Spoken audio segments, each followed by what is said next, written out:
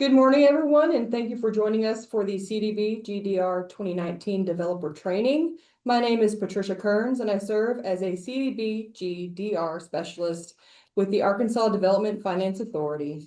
We're glad to have you all here as we go over important information about our Community Development Block Grant Disaster Recovery Program. Next. Let's get her. The purpose of today's training is to ensure contractors understand requirements under the Community Development Block Grant. Our goal is to deliver quality work that meets HUD standard while maintaining compliance with federal regulations. Before we get started, I'd like to kindly ask that everyone holds their questions until the end of the presentation. We'll have a dedicated Q&A session to address your questions thoroughly. Following our presentation, I'll also open the floor for other ADFA staff members to introduce themselves, so you'll know who to reach out to for different aspects of the program.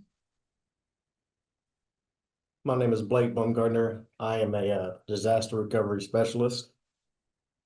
I'm Burkett Wooten. I'm a construction inspector with Development Finance. I'm Lori Brockway, Federal Housing Programs Manager. My name is Amanda Hill, excuse me, multifamily rental program coordinator. Sam Wesley, construction inspector. Derek Rose, I'm the communications director, and you can contact me and I'll get you in touch with the right person if you need any help at all with and don't know where to go. I'm Drew Rogers, attorney specialist. I work with environmental reviews and agreements and loan documents. John Blackwell, director of tax credits. Again, thank you for taking the time to join us today. Let's go ahead and get started. Can you go 2 slides? Yeah, there we go. In December 2019, the U.S. Department of Housing and Urban Development allocated over $2.3 billion to Community Development Block Grant Disaster Recovery Funds. These funds are to support long-term disaster recovery in communities impacted by disasters occurring since 2017. Of this allocation, the state of Arkansas was allocated $8,940,000 in CDBG-DR funds to support disaster recovery efforts following flooding of the Arkansas River in May of 2019. This funding is tied to Federal Emergency Management FEMA Major Disaster Declaration DR 441 declared on June 8th, 2019. Next. HUD identified portions of Jefferson County and Perry County as the most impacted and distressed areas in Arkansas.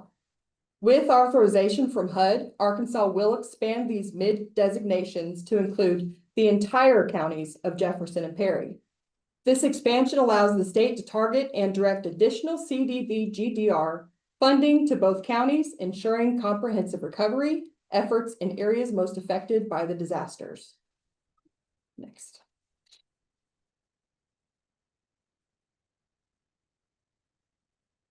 The developer role is to execute work funded by the CDBG-DR dollars in compliance with federal, state, and local rules. Next. We have federal regulations and HUD-specific requirements.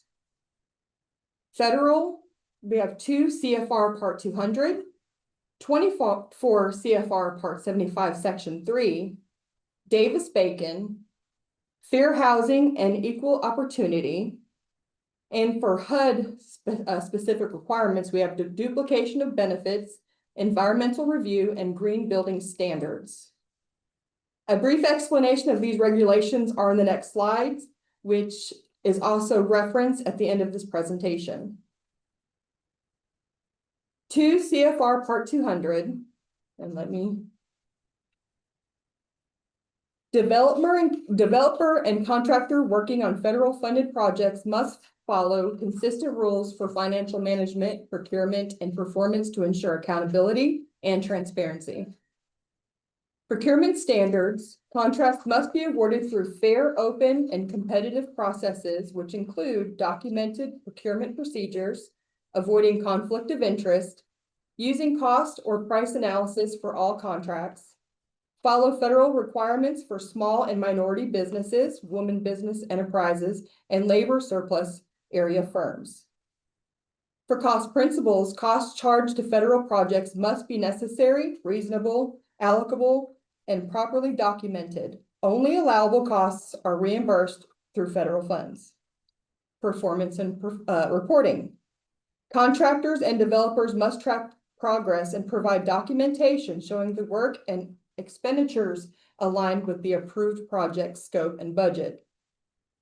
For record keeping and auditing, maintaining accurate records, invoices, payroll, contracts, certifications for at least the required retention period and makes them available for monitoring or audit by the grantee or HUD. Compliance responsibility. Contractors and developers must comply with all federal laws, regulations, and award conditions, including labor standards, environmental reviews, Section 3, and non-discrimination laws. Next. Davis-Bacon, what is it? The Davis-Bacon Act requires contractors and subcontractors on federally funded construction projects over 2,000 to pay workers no less than the local prevailing wage set by the U.S. Department of Labor. For CDBG-DR, this applies to projects involving construction, rehabilitation, or alterations of public facilities or residential projects with 8 or more units. It applies to multifamily housing, which is 8+ units, public infrastructure such as road, drainage, water, public facility construction. It does not apply to planning, design, or administrative activities. Next. Before construction, include the correct HUD wage decision, Form WH-1321, in bid and contract documents. Hold a pre-construction meeting to explain wage requirements. During construction, post wage decision and HUD's notice to employees on site. Pay prevailing wage weekly based on classification. Submit certified payrolls, which is Form WH-347 each week. Allow labor interviews and site visits to company checks, compliance checks. After constructions, keep payroll records for at least 3 years. Correct any underpayments immediately. Developers are responsible for ensuring contractors and subcontractors' compliance. All Davis-Bacon clauses must be in every construction contract and subcontract. Build labor compliance cost into the project budget. There are common violations of Davis-Bacon. Several include misclassifying workers, missing or inaccurate certified payrolls, not posting wage decisions, paying below prevailing wages, and failure to pay proper overtime. There are forms listed on the right. There are additional forms referenced at the end of this training. HUD Section 3 requirements. Section 3 of the Housing and Urban Development Act of 1968 ensures that economic opportunities generated by HUD-funded projects such as CDBG-DR, housing and infrastructure activities benefit low and very low income persons, particularly those residing in project areas. As a contractor or subcontractor working on CDBG-DR 2019 project, you must make effort to direct employment, training, and contracting opportunities to Section 3 workers, which is individuals whose income is below HUD's income limit or who live in public or Section 8 housing. Section 3 businesses, which are firms that are at least 51% owned by Section 3 residents. Employ Section 3 workers for at least 30% of their staff, or provide evidence of commitment to hiring Section 3 workers. Key compliance requirements include Section 3 language pursuant to 24 CFR Part 75 in all subcontracts or solicitations. Maintain record of outreach, hiring, and contracting efforts. Report Section 3 labor hours and business contracting data to the grantee. Participate in local outreach efforts such as job fairs, postings, workforce programs. Why it matters. Section 3 helps ensure HUD disaster recovery funds promote economic inclusions and local workforce development, strengthening communities affected by disasters.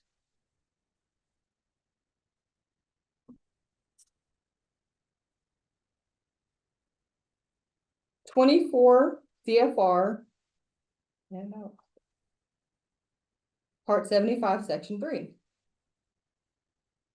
24 CFR Part 75 implements Section 3 of the Housing and Urban Development Act of 1968, which ensures that employment, training, and contracting opportunities generated by HUD financial assistance benefit low and very low income individuals and business that employs them.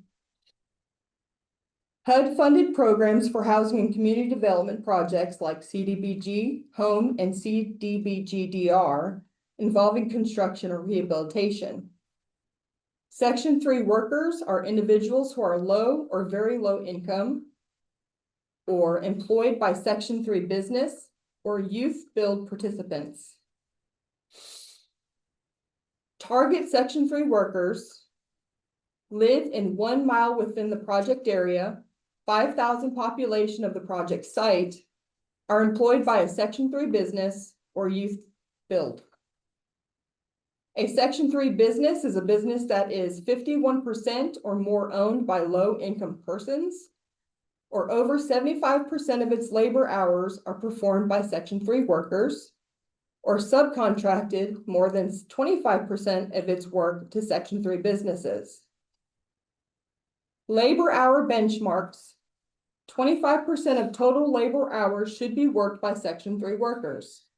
5% of total labor hours should be worked by targeted Section 3 workers. For reporting, contractors and recipients must track and report labor hours to HUD annually to show compliance with these benchmarks. The goal is to promote economic opportunity and local benefit from HUD-funded projects.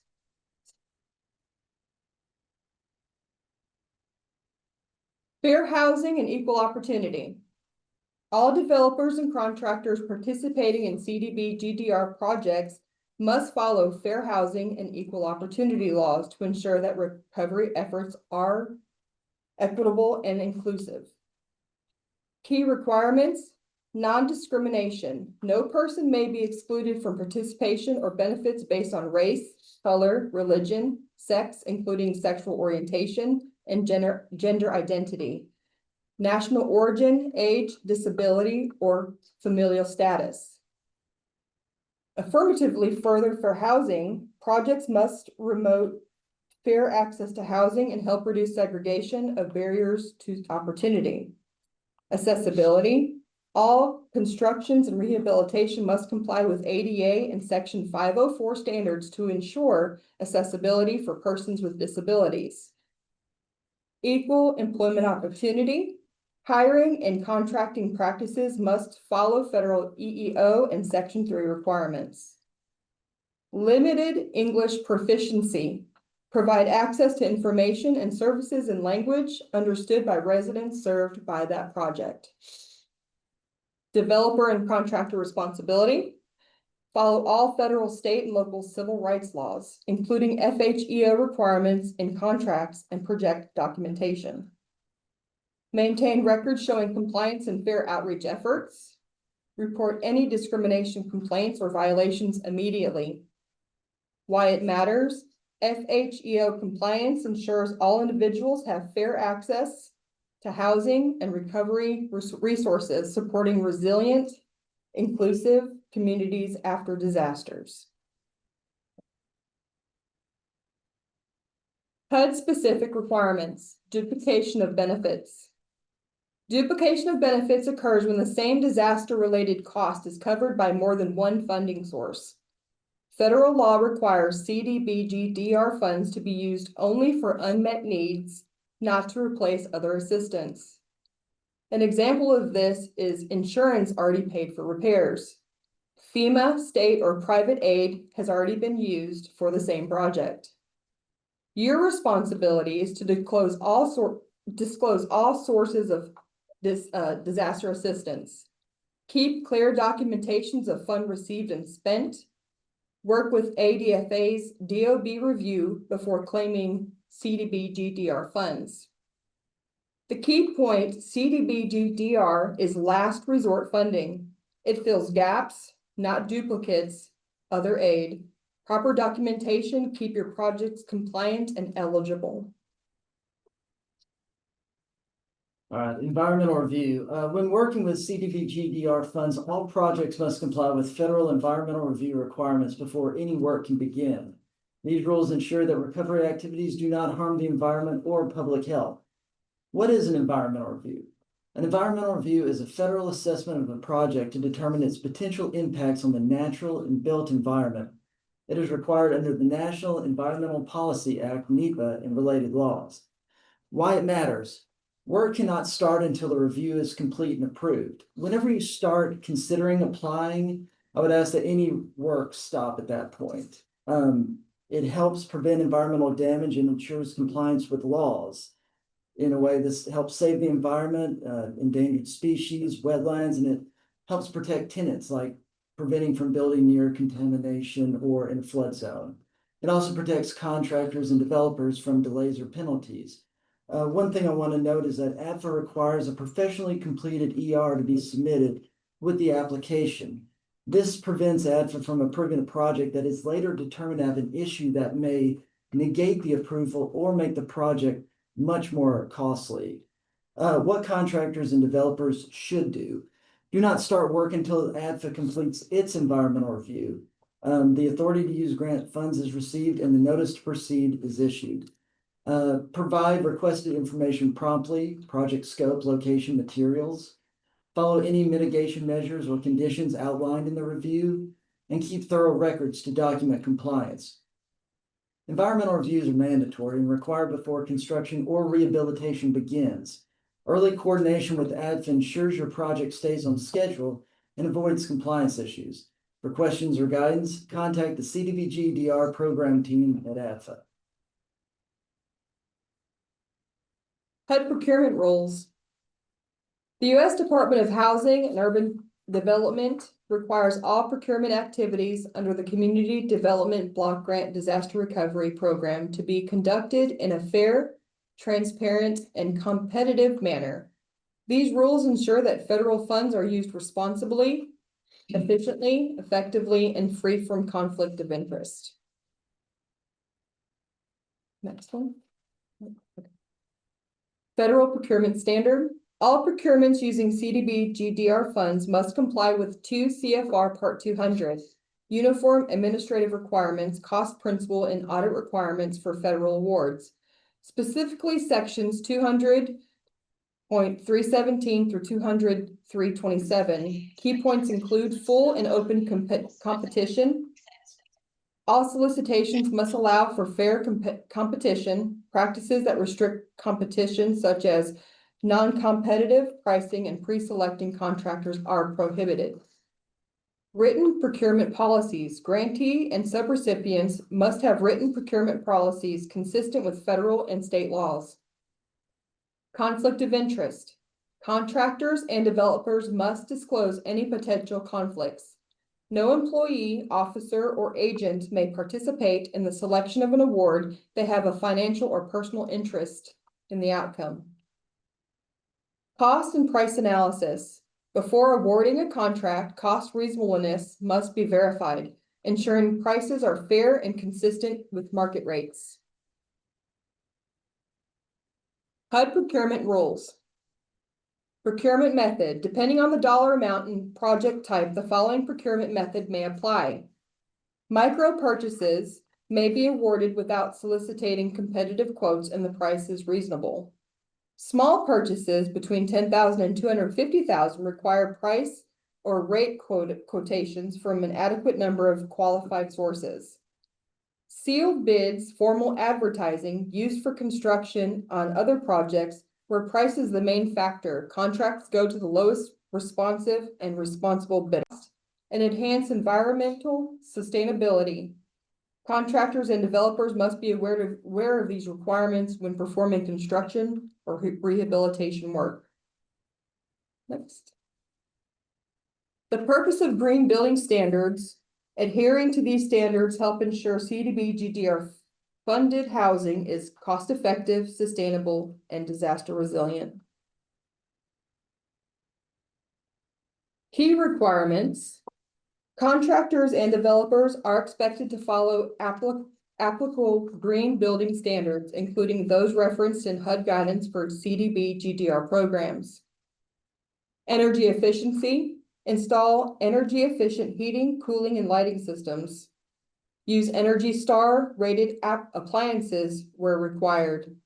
Seal ducts, windows, and the doors to reduce energy loss. For water efficiency, use low flow faucets, toilets, and shower heads. Install water efficient irrigation and plumbing systems.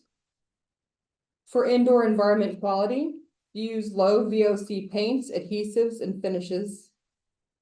Provide adequate ventilation and filtration for healthy indoor air. For materials and resources use, prefer recycled, locally sourced, or sustainable materials. Reduce construction waste through recycling and careful planning. And for resiliency and durability, use materials and construction methods that withstand local hazards, such as floods and storms. And then to ensure proper installation, moisture control, and structural integrity.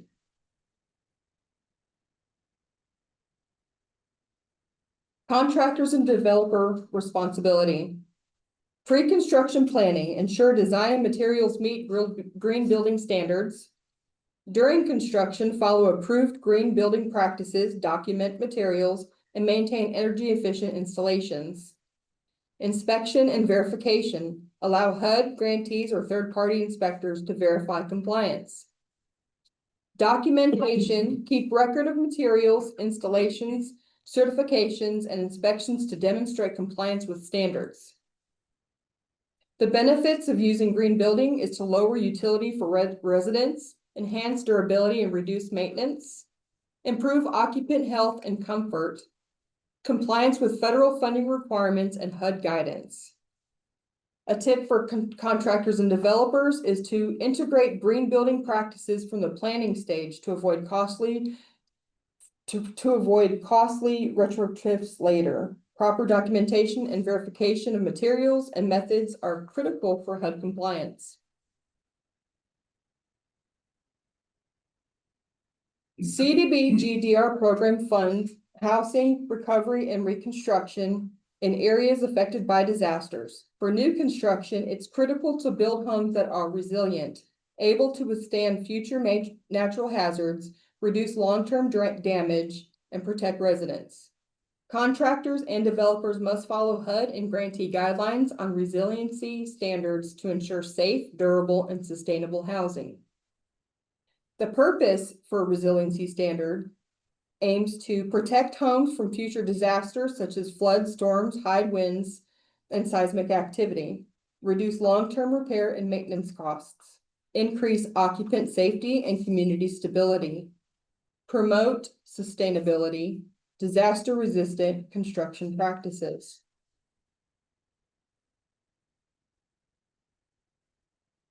For CDBG-DR new construction, the following standards generally apply. Flood and water resilience. Use flood-resistant materials in areas prone to flooding, such as concrete, pressure-treated wood. Install proper drainage and site grading to prevent water accumulation. For wind and storm protection, reinforce roofs and wall connections to resist high winds. Use impact-resistant windows and doors in wind-prone areas. Ensure roof design and materials meet local and speed requirements. For seismic and structural integrity, follow local building codes for seismic zones. Ensure foundations, framing, and load-bearing structure are reinforced. For durable materials and construction practices, use materials resistant to mold, rot, or corrosion. After proper moisture barriers and insulation to prevent long-term damage. For energy and utility resilience, install energy-efficient systems and backup power options if feasible. Ensure utilities, such as water, electricity, and HVAC, are protected from common hazards. Contractor and developer responsibility. Design and planning, integrate resilient features during the project design phase. Construction, follow approved resilient construction methods and materials. For inspection and compliance, allow grantee or HUD inspections to verify resiliency measures. Documentation, maintain record of materials, installation, and inspections to demonstrate compliance. Benefits of resilient construction: protects lives and property from future disasters, reduces repair costs and insurance claims, enhances long-term sustainability and community recovery, and ensures compliance with HUD and CDBG-DR program requirements. Tip for contractors and developers is to begin planning for the resiliency at the earliest design stage. Proper material selection, construction technique, and adherence to FEMA and local codes are essential to meet CDBG-DR requirements and safeguard residents.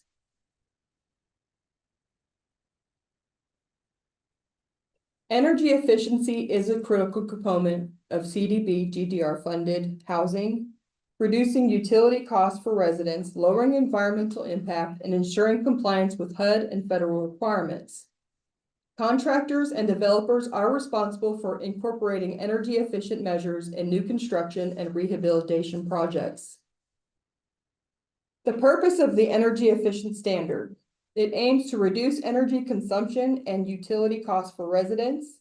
It improves long-term durability and comfort of homes, supports sustainable building practices, and also ensures compliance with HUD and federal funded requirements.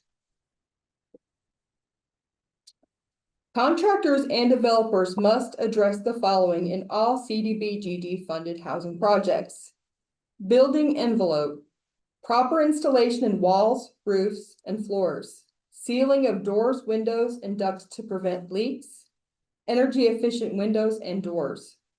For heating, ventilation, and air conditioning, install energy efficient heating and cooling systems, proper sizing and installation to meet design requirements, regular maintenance and commissioning to ensure optimal performance. For water heating, using energy efficient water heaters or tankless systems. Insulate hot water pipes to minimize heat loss. Lighting and appliances, using Energy Star rated appliance where applicable. Use LED or energy efficient lighting systems. Ensure lighting controls and functional and energy conscious. For renewable energy, incorporate solar panels or other renewable energy sources if within the program scope. Use passive solar design and natural lighting where possible.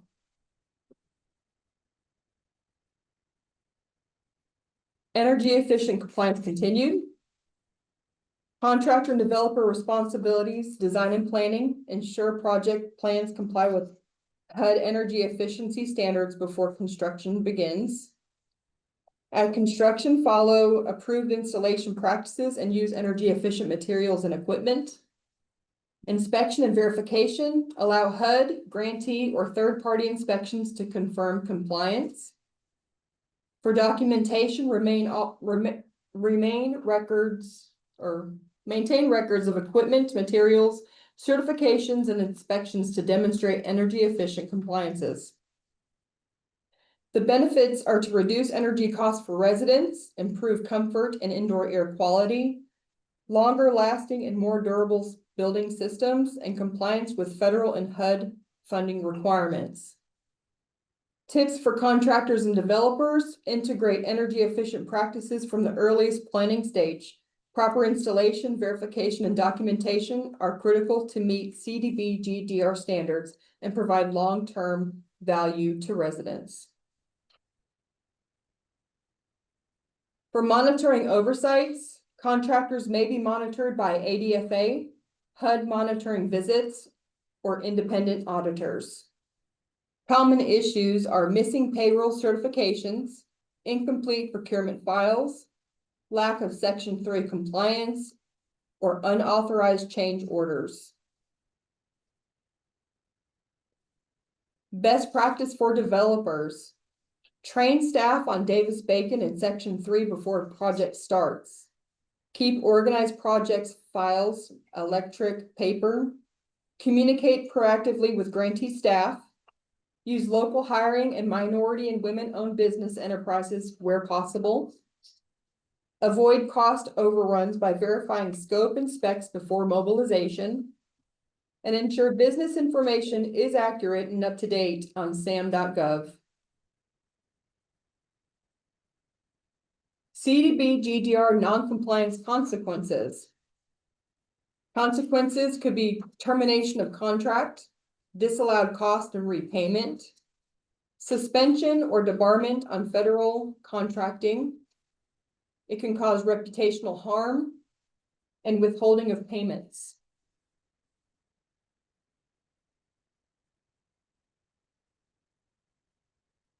We did provide a slide with references where you can go and get environmental review, Davis-Bacon and labor standards. It also includes a section for forms, agency contractor guide, section 3, final rule requirements, fair housing and civil rights, lead safe housing, fraud, waste, and abuse. So this can be referenced for every slide that we have previously spoke about. Go to the next one. Construction best practices. You can reach us by mail, our website, Facebook. We have a LinkedIn. And you also have the CDBG-DR team, which includes Blake Bumgarner and myself, Patricia Kearns. And that concludes. And I wanted to thank you all for your attention throughout today's presentation. I do hope the information shared has been given is clear understanding of the CDBG-DR 2019 program, our development process, and the expectations moving forward.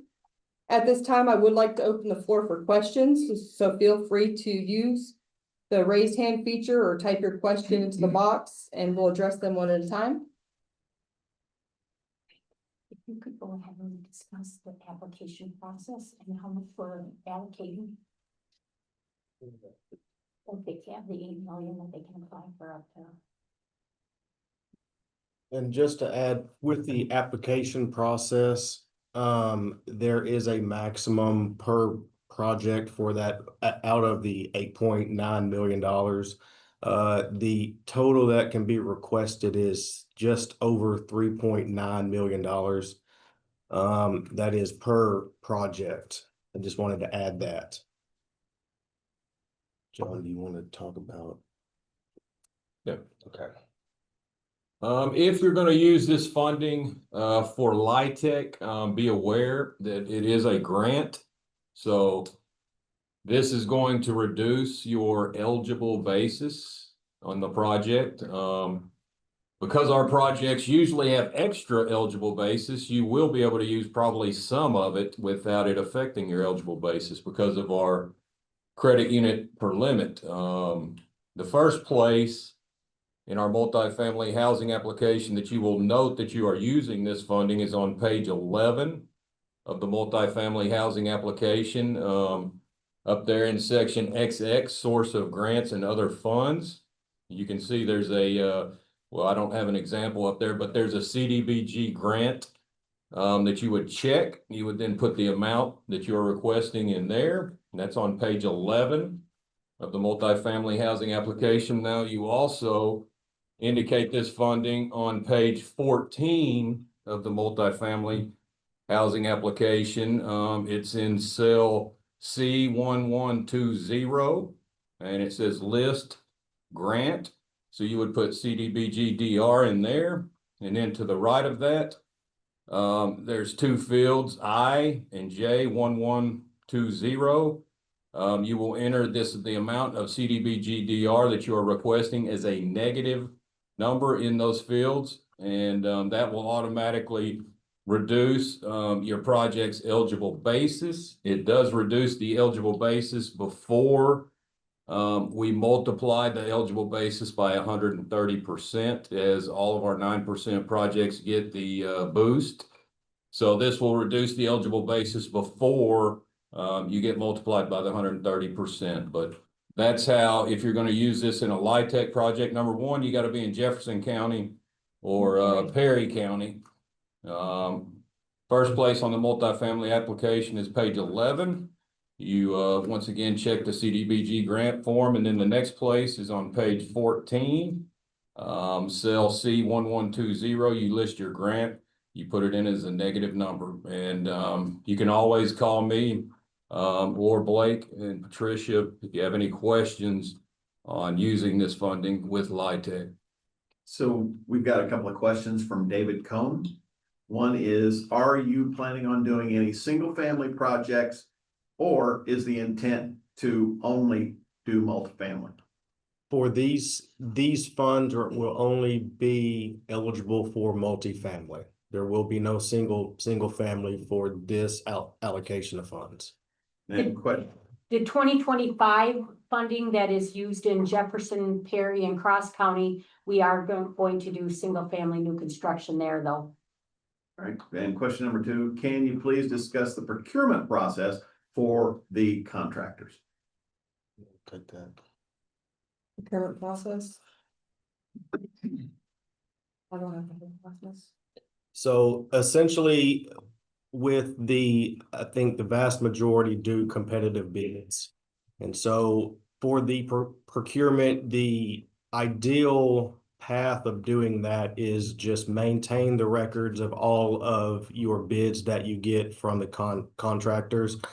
So we have a way to determine the cost reasonableness of your selections for all of the contractors. The essential part of the procurement process would be to maintain the records throughout your pre-construction and during your construction.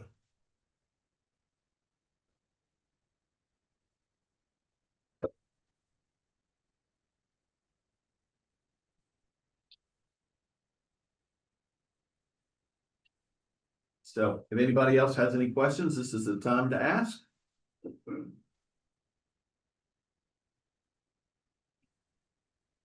Derek, did you want to talk about the website a little bit? We can do that. I'll let me give you an idea of where you're gonna find this information. Let's see if I can share the.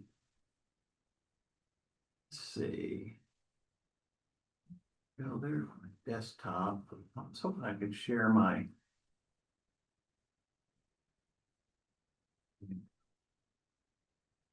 Not gonna do it. Screens.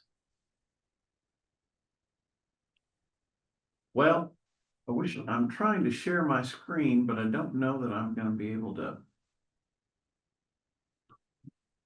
If you go back to the presentation, he can access the website from one of your links, right? Yes, Okay. Well, it's the same link that they Yeah. click to get. got it up. I just, Okay. not sure why I'm not being allowed to. Share. Right, there's Google, there we go, Google Chrome, front page. So here is ADVA's website. There are 2 ways to get to the CDBG-DR program. We first have a drop-down menu, if you'll see over here to the left. And if you go to housing development, hit the plus sign, you'll see there is the CDBG disaster recovery link. You can also do the same thing by going to the bar at the top and hitting housing development. You scroll down and there is CDBG-DR, which will hit this. And what you're going to do is find the most up-to-date information for this program. You can scroll down, there's your primary documents. There are the documents that pertain to the 2020 CDBG-DR for Jefferson and Perry counties, and then separate documents for the 2025 CDBG-DR for Benton, Cross, and Pulaski counties. And of course, your contact information. We're going to be adding information to this constantly, and we're going to be trying to keep it up to date at all possible. So that's where you'll find all of your information for this program. And of course, all your contact information is also there. If there will be additional training opportunities, you'll find that information here. But if you go to also a quick, easy way to know if there's going to be any training opportunities, we've got our upcoming events area here, which you can see developer training. You may have even gone there to find the information for this meeting. as well as any latest news, so we will always cross-reference latest news and upcoming events on the front page. So hopefully that will help you find information about this program. Questions? We do have another question. You do? Questions? So, we have two more questions. So here we go. Could you touch on applications? Now, let's see. Could you touch on how applications will be ranked and selected for funding? As of right now, that our policies and procedures for this program is being finalized as we speak. Once that is finalized, that will be posted to the website and that will have the scoring for the applications. And second question, do ADFA's home/NHTF unit cost limits apply to this program? Or do they have separate ones? They've got separate ones, don't they? These have separate. But they're similar. They They're are close. they are similar to the home per unit. But they're not the same. They're not the same. And we publish that. We And- have it on the website somewhere. Yes, and that will also be, that will be published as part of the policies and procedures also. I'd like to add though, if you're applying with the 9% competitive, you have to be eligible for the competitive low income housing tax credit first before we would be able to score for the CDBG-DR. All right, next question is, you mentioned Jefferson and Perry counties. Is the process the same for Benton County? The process will be the same for Benton County once those funds are available. This $8.9 million is specifically to Jefferson and Perry County. When do we expect the Benton Cross Pulaski? Is that gonna be for 2027? The 2025 allocation reference for Benton County should be finalized sometime in 2026. Most likely the fall of 2026. And then it would be eligible for the 2026 And that's for Benton Cross Cross. and Pulaski, Pulaski. And excluding the city of Little Rock. I believe Lori mentioned we're gonna allow single family for those three counties. Mhm. Yeah, okay. For Benton Cross and Pulaski, you will be able to apply for single family construction, not just multifamily like Jefferson and Perry. Right. But the Benton Cross and Pulaski will not be available till next year for 2027's, funding round. So it sounds like anyway. That's correct. That is correct.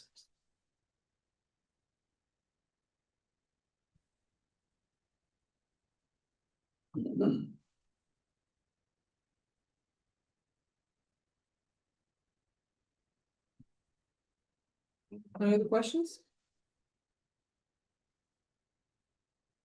Anyone else? There we go.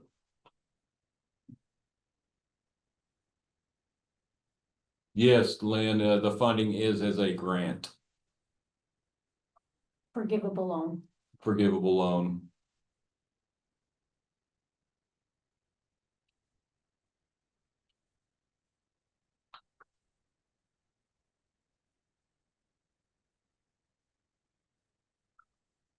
Any other questions? All right, once again, thank you for your engagement and participation today.